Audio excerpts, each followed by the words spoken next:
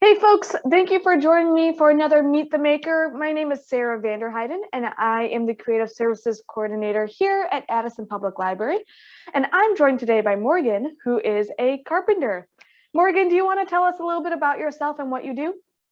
Sure. I am currently a mill cabinet carpentry apprentice for the Mid-America Carpenters Regional Council, which is basically just the union for all of the Midwest.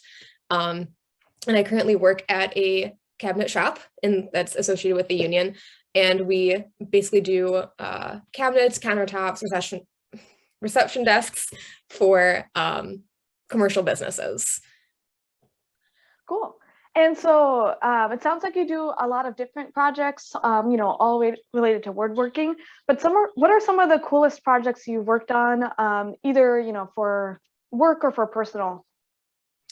I would say my two favorite for personal, the part of my apprenticeship is that I have to go to school, attend classes through the Union Training Center. And for my final project is kind of just choose whatever you want to do as long as it fits into certain parameters. And my husband really loves board games and he always wanted a board game table. So I was like, I'll build that for you. Most of my things I build are for him. So I basically had to plan. I planned everything out. I took all the measurements to figure out how it would fit in my house. I did a lot of research into people who have made board game tables and all the different kind of characteristics you can add to it and different things, deciding what I wanted. And then I went through and built entirely from scratch. We had wood at school. I bought some of my own wood and I just kind of had to plan out how all of my cuts were going to be, all of the different machining I was going to do into the pieces of wood to make them all fit together perfectly. And it came out really nice. So it's just basically it looks like a dining room table and then the middle pops out and you have a recessed tabletop about 2 inches beneath it. And you can just start up a game. And if you need to leave and come back to it, you can just put the table back. So you still have a full table, but you have the game underneath and it just gets to stay there. Yes. I know you're using it for board games, but that's also like a great table for puzzles. Just gonna say that. Yes. I'm very big into puzzles. So Yes. if we're not playing a board game, I'll probably have a puzzle on there. Yeah. I also included hidden drawers in the bottom. So it's flush against the table. My woodworking is not amazing yet, so you can kind of see them, but there's no handles. You just pull from the bottom and it's just a little drawer. So, you can keep extra game pieces in there, puzzle pieces, kind of sort out things. And it works as a regular dining room table too. So that's multifunctional. Yes. I love art that had it's both art and functional, which is exactly what woodworking is, functional art. Yes, exactly. Yes. My other favorite project that I did is I'm currently building a new desk for myself for my kind of workstation at home. And I tried my hand at doing a river table, which is basically just it's called a live edge piece of wood. Mm-hmm. So it's kind of like if you were to cut a tree vertically, so it has the bark on either side, and you basically just cut it down the middle, flip the bark onto the inside, and then pour resin in the middle, and you can color it. I have it colored blue. It's called a river table, and that's the name that's going to be my new desktop. And it's the first time that I tried it, but I had a lot of fun making it, and I'm really excited to make the rest of the desk too. Yeah, and so a little bit more about this resin table, because I see it all over Pinterest. It's kind of like a very recent popular fad going around. So I'm sure some of our viewers have had interest in those type of tables. What kind of equipment and space do you need to make one? What advice could you give to our viewers about putting one together for themselves? You would definitely need an outdoor space because pouring resin emits toxic fumes and you don't want to breathe those in, especially in a confined space. Yeah. So definitely have a space outside that you can do it with. A respirator is the best to keep yourself safe. Mm-hmm. Ideally in the spring or summer, you want the temperature to be around 50 to 75. Otherwise, it will take a long time to cure. I used a company that does deep pour resin. So you can buy different kinds of resin depending on how big your project is. Mm-hmm. You can do resin that either you pour it half an inch at a time, a quarter an inch at a time.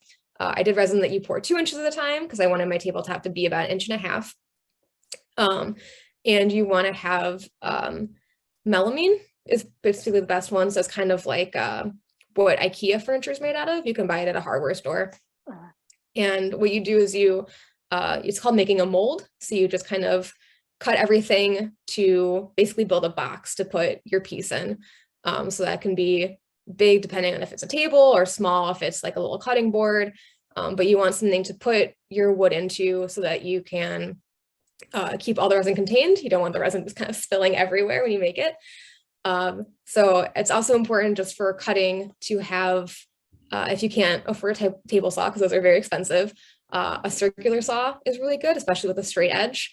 And then probably just a drill so you can get your mold together. You know, it's good to put screws in there, some caulk that you want to put around the mold so that nothing leaks out, and then an outdoor space so that you're doing it safely. Cool. I love hearing about this project, especially because you're actually bringing in a lot of different STEAM elements.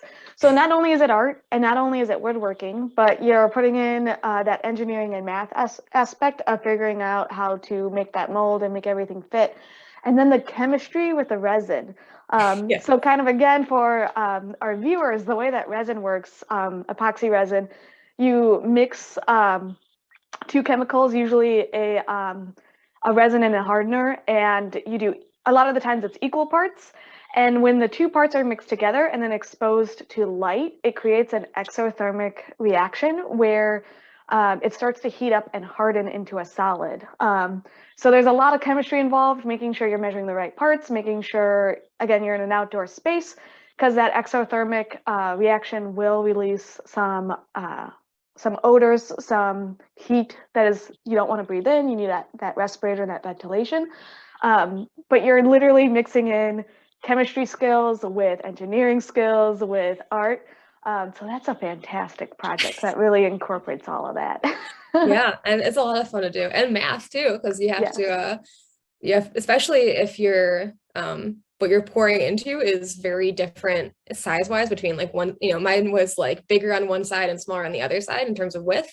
So you have to measure all along the width between the whole table and then calculate exactly with that measurement how much you need in resin. Yeah, your volume and everything. And then and did you use a plane to level it out? Because I did.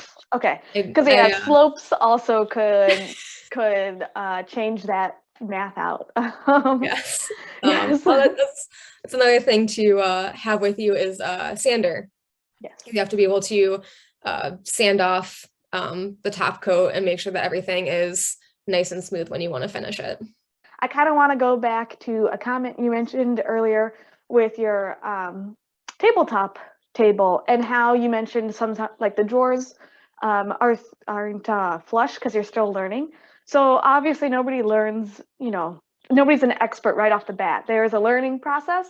And can you tell us about what steps you took to kind of get into carpentry and learn these skills? Definitely.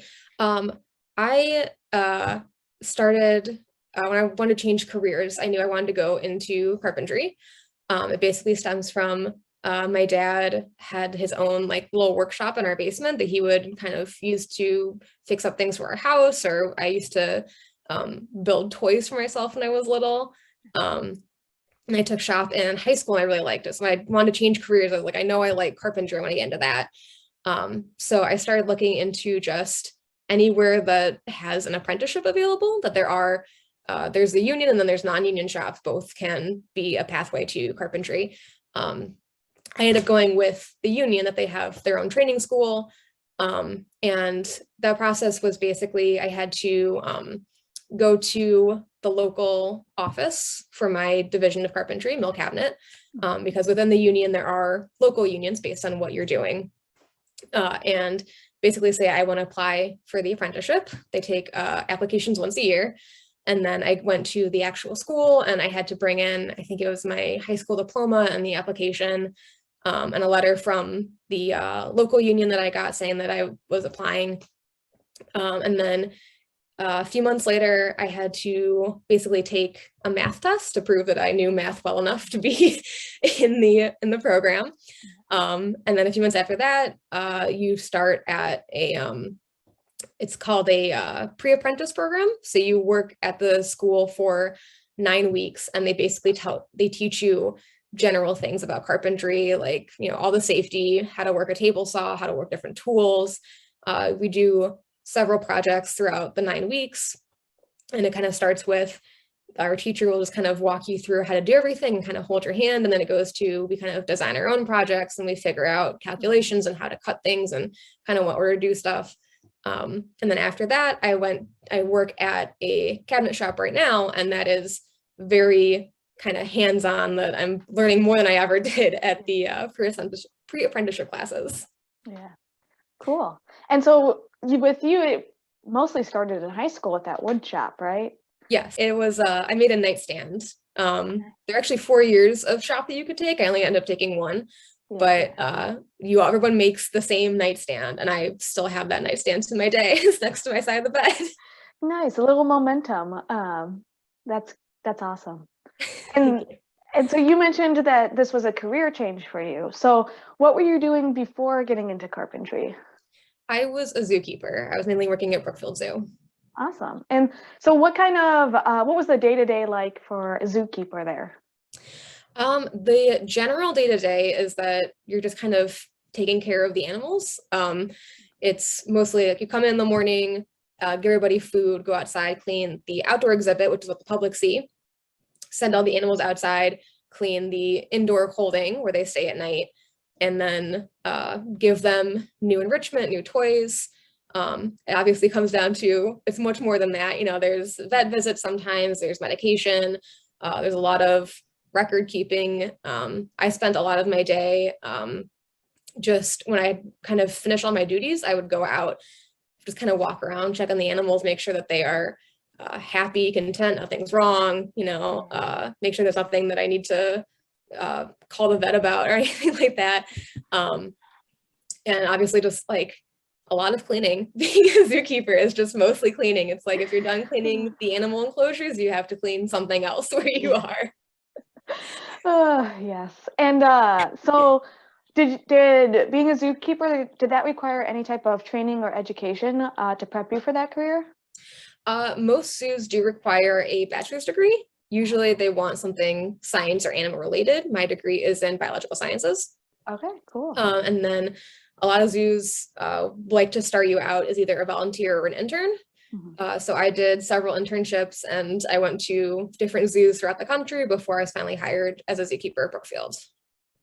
That sounds really cool. So you really kind of hit all of our different STEAM categories: the science, the technology with the tools, the engineering, the art, the math. You got all the STEAM skills there. I guess so. So, you talked about your job as a carpenter and as your job as a zookeeper. For our audience, what kind of advice or encouragement would you have for them for either careers that you could give to our audience? I would say that for zookeeping especially, it's a very demanding job. It's very physical. It's hard emotionally, that these animals are kind of like your children, that you love them unconditionally, every single thing about them, their favorite toy, their favorite food, kind of stuff. But with animals, there are, obviously we outlive them. That's a very difficult thing on a day-to-day basis emotionally. So I'd say